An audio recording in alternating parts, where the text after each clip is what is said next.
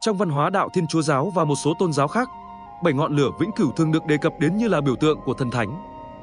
Chúng được xem là biểu tượng tượng trưng cho những phẩm chất tinh thần như tình yêu, hy vọng, niềm tin, sự khoan dung, sự tha thứ, sự chân thành và sự biết ơn.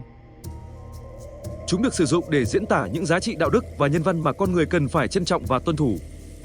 Vì vậy, đối với nền văn hóa đại chúng, 7 ngọn lửa vĩnh cửu không có thật trong thực tế như một thực thể vật chất, mà nó chỉ là một biểu tượng tượng trưng cho các phẩm chất đạo đức của con người. Tuy nhiên, ngoài thực tế, đã xuất hiện những ngọn lửa vĩnh cửu như thế. Có những ngọn lửa thì do con người tạo ra, có những ngọn khác thì hành thành trong thiên nhiên một cách đầy bí ẩn. Dưới đây sẽ điểm qua 7 ngọn lửa địa ngục mà sau lưng mỗi ngọn lửa đều có một câu chuyện riêng của mình.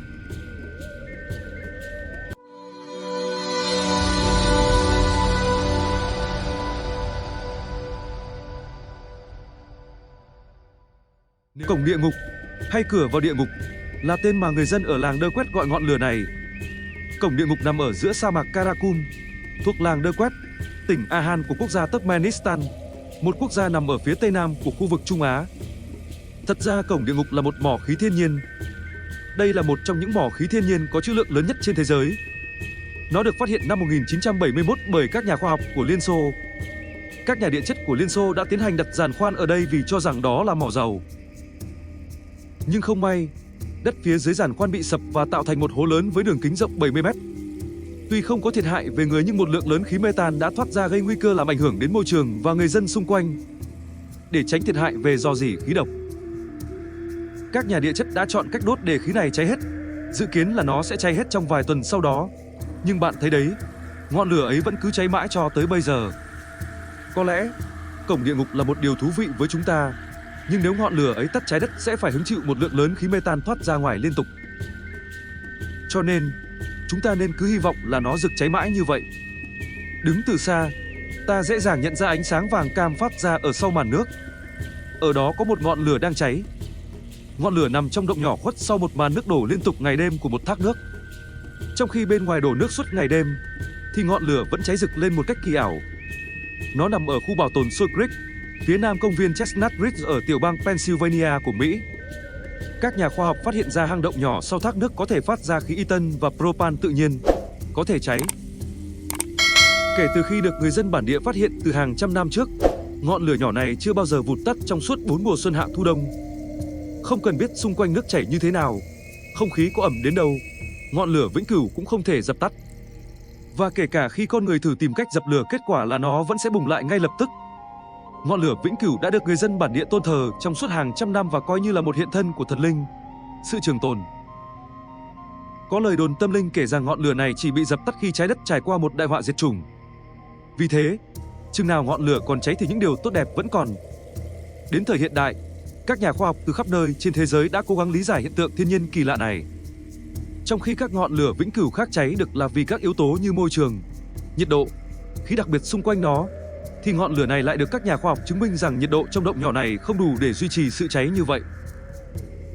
Đây là ngọn lửa tự nhiên huyền bí nhất thế giới. Đây là một hầm lửa nằm ở thị trấn Zaria, Jharkhand, Ấn Độ. Ấn Độ là một quốc gia có các mỏ than lớn nhất nhì thế giới, nhất là thị trấn Zaria nơi được mệnh danh như quê hương của một trong những mỏ than lớn nhất thế giới.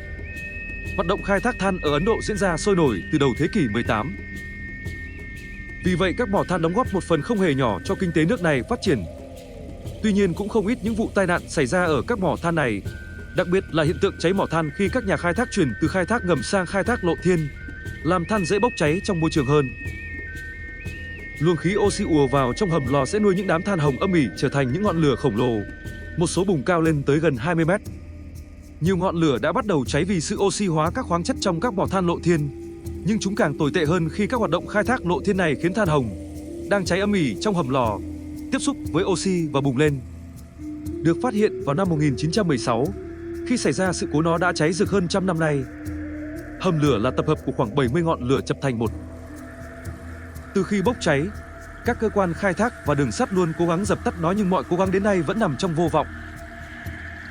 Ngọn lửa này đã cháy 4.000 năm và chưa hề có dấu hiệu dừng lại. Ngay cả mưa gió bão bùng, tuyết rơi trắng xóa thì nó vẫn không bao giờ ngừng cháy. Đó là lời khẳng định chắc nịch của nữ hướng dẫn viên du lịch Alize Varela khi cô dẫn phóng viên CNN đến thăm thú vùng đất kỳ lạ nhất thế giới, nơi có một ngọn lửa đã cháy hàng ngàn năm chưa tắt.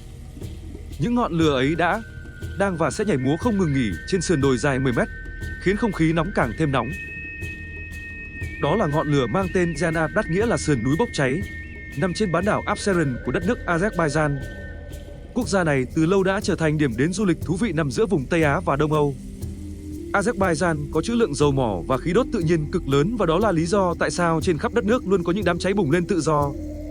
Janadat cũng là một trong số những đám cháy tự phát thu hút sự chú ý của du khách trong hàng thiên niên kỷ. Từ các lỗ hổng của những phiến sa thạch bao quanh khoảng 10 mét của sườn đồi, lửa bốc lên dữ dội, cao hàng mét và cháy liên tục. Sở dĩ Janadat có thể cháy vĩnh viễn là bởi vì nơi đây dồi dào trữ lượng khí đốt thiên nhiên. Bên dưới mặt đất nơi Janadat ngùn ngụt bốc lửa là một dòng khí đốt cực kỳ bền bỉ. Từ khi dòng khí này bị cắt, Janadat sẽ không bao giờ bị dập tắt. Ngọn lửa cháy mãi ở đền Dewalamukhi, Ấn Độ. Theo truyền thuyết Hindu, Daksa là một trong những người con của chúa Brahma cư trú ở Tây Bắc. Lưu truyền lại rằng Sati, con gái út của Daksa, và chúa tể Shiva, chồng của cô, không được Daksa chấp nhận. Ông rất không thích Shiva. Trong một bữa tiệc, vua Prajapati Daksa đã làm nhục Sati, khiến nàng căm phẫn nhảy vào lửa hiến tế, tự thiêu mình. Để trả thù, Shiva đã chặt đầu của Daksa và sát phạt đất nước này. Ông lang thang đi khắp nơi với cơ thể không trọn vẹn của vợ mình. Cuối cùng, thần Vishnu cắt cơ thể của Sati thành nhiều mảnh rải khắp những nơi mà Shiva đi qua. Một phần lưỡi của Sati rơi vào đền Dewalamukhi, nơi này về sau được thờ nữ thần ánh sáng, được cho là linh thiêng, nhất là ngọn lửa trong ngôi đền cứ rực cháy mãi với thời gian. Mặc dù đã cháy suốt 4.000 năm qua, nhưng ngọn lửa bí ẩn xuất hiện trên cánh đồng dầu mỏ Baba Gurg vẫn chưa hề có dấu hiệu ngừng lại, khiến các nhà khoa học khó lý giải. Cánh đồng dầu mỏ ở Baba Gurg là một trong những khu vực lớn nhất trên thế giới, được phát hiện ở vùng phía bắc của Iraq năm 1927. Đến thời điểm hiện tại, ngọn lửa xuất hiện một khoảng rộng trên cánh đồng này đã cháy hơn 4.000 năm qua và được cho là hỏa ngục trong Kinh Cựu Ước. Được biết, nguyên nhân khiến cánh đồng này có ngọn lửa vĩnh cửu là do được tạo nên bởi các dòng khí ga tự nhiên rỉ qua lớp đá cứng. Với việc cháy hàng nghìn năm không tắt khiến nhựa đường nóng chảy khắp nơi. Từ thực tế đó, người dân bản địa đã sử dụng nhựa đường tự nhiên ở Baba Gurg để làm nhà, đường xá và vào những việc khác. Những ngọn lửa này cũng thải ra khí hydrosulfur gây chết người. Vì vậy khách du lịch đến thăm nơi đây sẽ thấy biển báo hiệu phải đứng đầu gió để không hít phải khói độc. Núi lửa Mount Gwygen nằm gần thị trấn Gwygen, New South Wales ở Australia. Ngọn núi lửa được tạo nên bởi những đám than cháy ngầm dưới lòng đất. Nguyên nhân có thể do sét đánh hoặc than tự bốc cháy. Người dân ở đây cho biết đỉnh núi này đã cháy liên tục trong 6.000 năm. Đối với các nhà khoa học, hiện tượng lửa cháy suốt 6.000 năm không tắt trên núi Gwygen là một hiện tượng địa chất bất thường. Vào năm 1829, giới nghiên cứu phát hiện khu vực núi Gwygen có lửa cháy, thực chất là một vỉa than đang cháy. Đây là một phần của khu vực địa chất có niên đại 235 triệu năm tuổi. Khi một phần bị cháy hết, ngọn lửa sẽ lan sang phần tiếp theo. Do ngọn lửa nằm sâu khoảng 30 mét dưới lòng đất, nơi oxy hạn chế nên tốc độ cháy rất chậm. Vì vậy, mỗi năm, đám cháy ngầm trên núi Gwygen di chuyển khoảng 1 mét. Theo đo đạc và tính toán của các chuyên gia, đám cháy dịch chuyển khoảng 150 mét kể từ năm 1828. Do đám cháy đã di chuyển được 6 km nên các chuyên gia ước tính lửa cháy liên tục trên núi Gwygen từ 6.000 năm trước. Với tốc độ này, trong vòng 255.000 năm tới nó sẽ lan tới ngoại ô Sydney với khoảng cách 280 km. Các nhà cổ sinh học cho rằng đây có thể là hiện tượng than cháy lâu nhất trong lịch sử. Cảm ơn các bạn đã theo dõi câu chuyện này, câu chuyện về 7 ngọn lửa vĩnh cửu. Chúc các bạn một ngày làm việc hiệu quả và hẹn gặp lại trong video sau.